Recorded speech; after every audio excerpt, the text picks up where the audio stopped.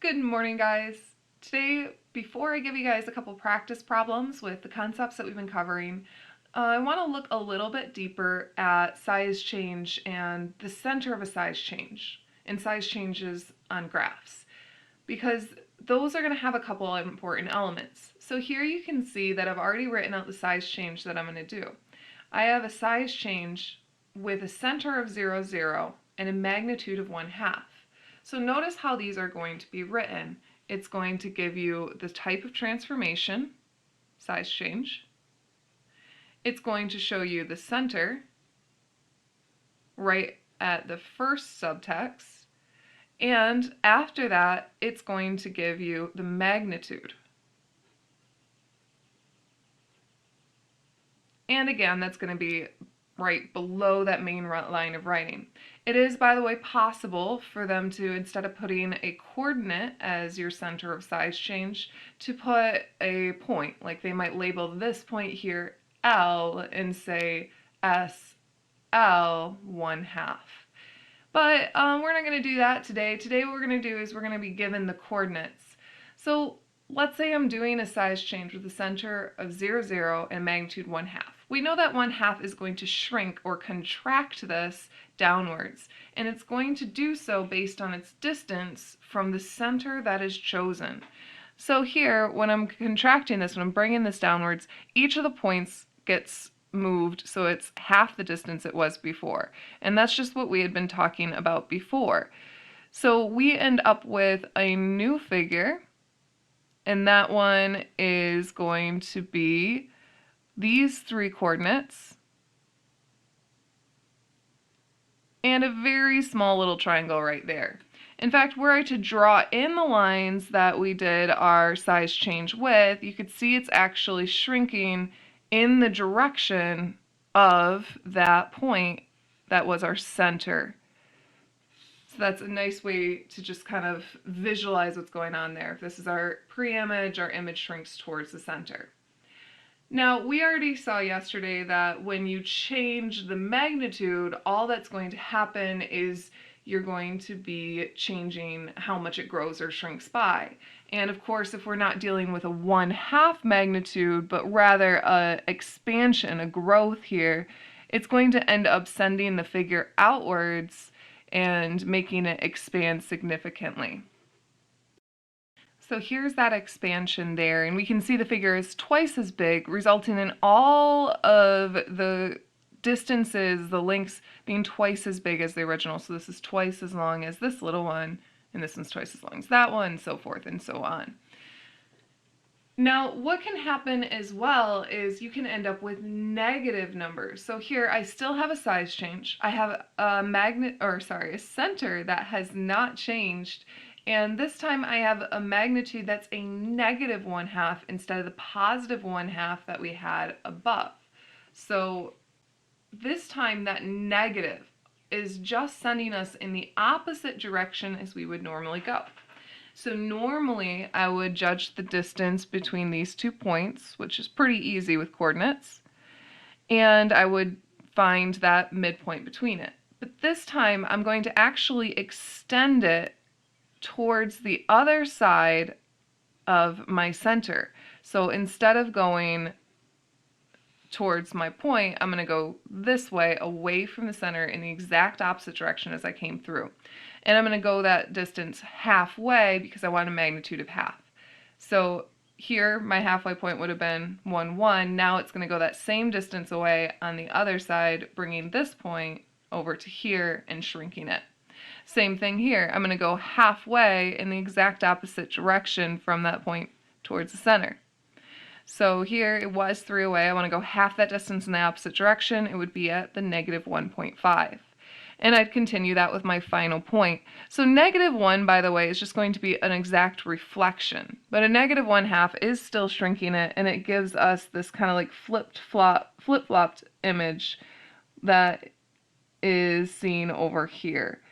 And let's see, my final point was at 4, 1. Now it's going to be at negative 2, 1/2. So right here.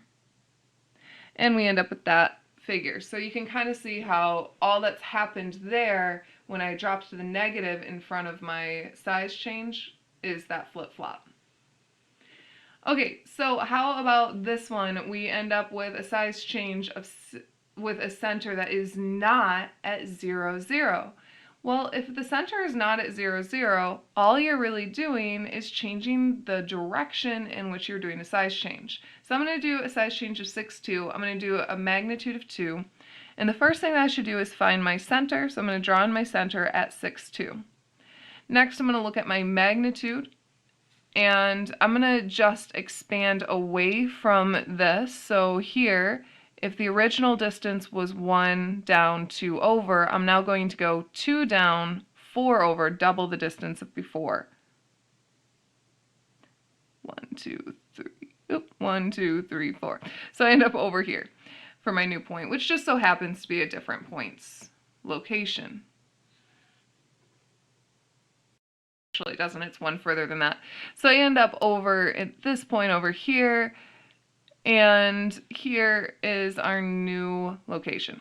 Now this one, I'm going to again find the original distance. Now this was a straight distance of 1, 2, 3, 4 away. Now it's going to be double that as 8 away, so just go 4 further. 1, 2, 3, 4, leaving me over here. And you can kind of start to see how our new figure is taking shape.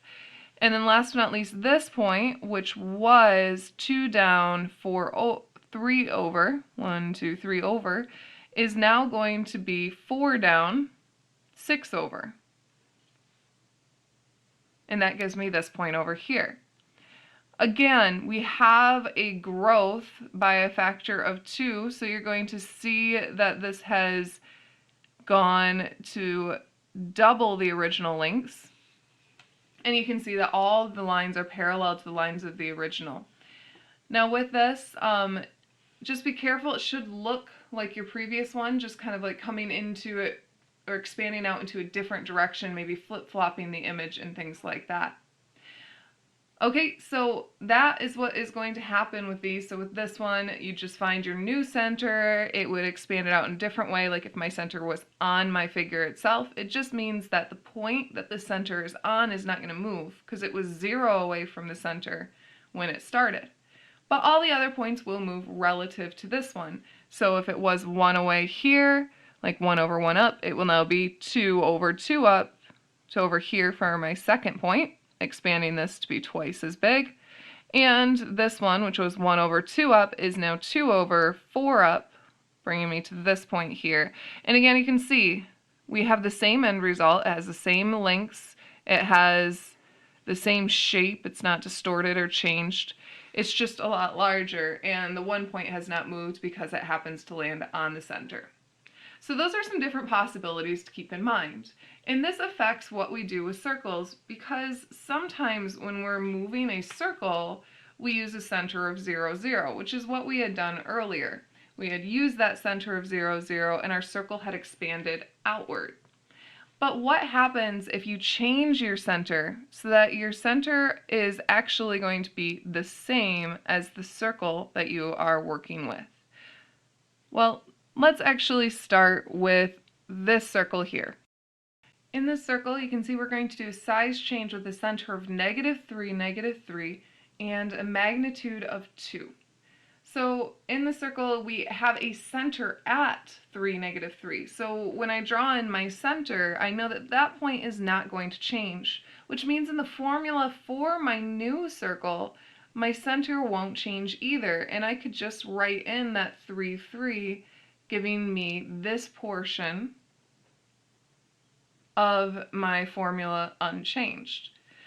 But don't forget that everything does expand away from this point. And that means that all of the points of the circle are going to be twice as far away from the center as they were before. And if we had a radius of 2, we're now going twice as far to get that radius of 4. And I can do that in every direction, so that this point here would have gone twice as far all the way over to 4, and this point up here twice as far all the way over here, and so on and so forth. So I could draw in my new circle using that principle, and I would get this new circle here. Now notice mine was a bit distorted. We unfortunately are right at the edge of what my compass could actually do circle-wise. So, and of course just my natural autistic abilities coming through. But you can see it's making a donut shape as it expands outward in every direction. That means that in my new formula as opposed to my old one, I'm going to change only the radius. Before, our radius had been 2. Well, now it's twice as long, or 2 times 2, our magnitude times our previous one, to give us 4. So we end up with 4 squared instead of 2 squared. And that's going to be actually the only change. So if you're looking back to that worksheet from yesterday where we were talking about those size change of circles, we have 2 formulas here.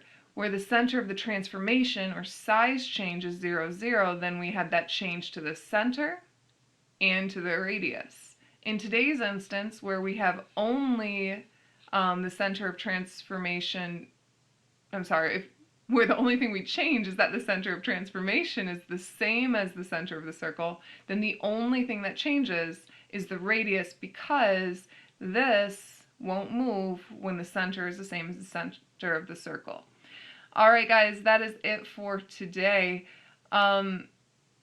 Go through the problems that I gave you on circles and make sure that you submit them to Classroom by tomorrow. I hope you guys have a wonderful day.